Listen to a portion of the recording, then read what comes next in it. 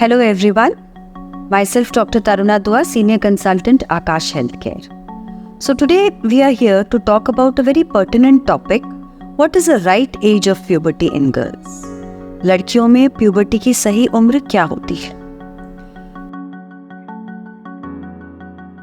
जब भी हमारे बच्चे छोटे होते हैं, एक बार तो हमारे मन में ये ज़रूर सवाल आता है कि क्या सही उम्र है प्यूबर्टी की? अगर हमारे बच्चे में प्यूबर्टी को लेके चेंजेस हमें देखने को मिल रहे हैं तो क्या ये बहुत जल्दी तो नहीं आ गए हैं, या अगर अभी तक आए नहीं हैं तो क्या ये बहुत लेट तो नहीं है? तो सबसे पहले हम इसके लिए ये जान लें कि प्यूबर्टी किसे कहते हैं।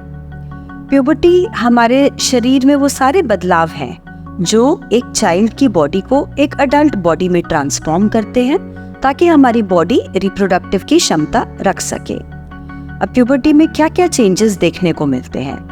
प्यूबर्टी में हमें चेंजेस देखने को मिलते हैं। सबसे पहले होता है एक growth spurt, height suddenly increase होती है। फिर उसके बाद होती है थैलार्की, जिसको हम कहते हैं development of breast bud. Breast की डेवलपमेंट स्टार्ट होती है और धीरे धीरे साइज बढ़ने लग जाता है। इसके बाद हमें देखने को मिलता है एड्रीनार्की, जिसमें there is development of coarse hair in axilla and in the private parts. इसके अलावा स्किन में चेंजेस देखने को मिलते हैं, जैसे कि स्किन ऑयली हो जाती है and plus there is formation of acne also. Fifth of all, the last of all, हमें देखने को मिलता है menarche. Menarche is the first menstrual cycle that the girl experiences. इन सब चेंजेस के अलावा बहुत सारे इमोशनल चेंजेस भी होते हैं जिनके through the girl goes through due to the hormonal changes that are taking place. अब ये प्यूबर्टी को लेके चेंजेस क्यों आते हैं? ये इसलिए आते हैं क्योंकि at a particular age there is a pulsatile secretion of hormones. हमारी ब्रेन में there are two glands, hypothalamus and pituitary. जो हाइपोथैलेमस होता है उसको हम बॉस ऑफ द ब्रेन बोलते हैं। This organ secretes a hormone called the gonadotrophin secreting hormone. इसके इन्फ्लुएंस के अंडर पिट्यूटरी से निकलता है follicle stimulating hormone and luteinising hormone, और इन दोनों हार्मोन्स के असर की वजह से ओवरी से निकलता है estrogen hormone. So all of these hormones together bring about all those changes in the puberty that we see in our child. तो अब क्या विंडो रेंज होनी चाहिए? किसको हम कहेंगे कि ये अर्ली है, किसको हम कहेंगे कि लेट है? अगर आपके बच्चे के 8th बर्थडे से पहले ही आपको चेंजेस दिखने लग जाए प्यूबर्टी को लेके, तो you should be vigilant and you should think that ये कहीं प्रिकॉशियस प्यूबर्टी तो नहीं है। और अगर 13 इयर्स तक भी आपको कोई चेंज नहीं दिख रहा है, कोई भी प्यूबर्टल साइंस नहीं दिख रहे हैं, then again you should be cautious and you should think कि कहीं ये लेट प्यूबर्टी तो नहीं है। तो क्या क्या कारण हो सकते हैं प्रिकॉशियस प्यूबर्टी के और लेट प्यूबर्टी के?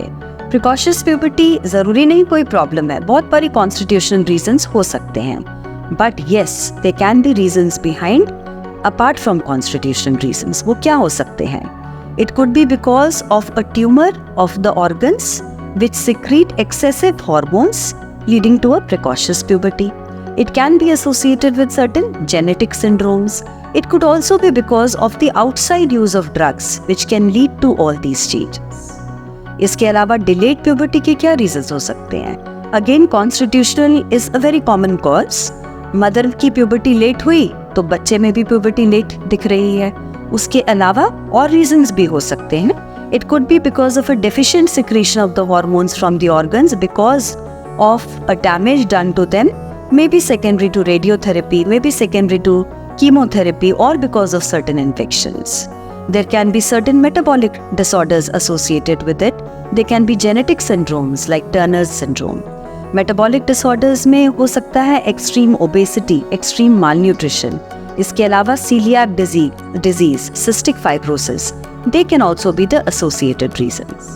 So friends, be vigilant for your child whenever the pubertal changes fall outside this window of 8 to 13 years. You must think of going and consulting your doctor. Thank you.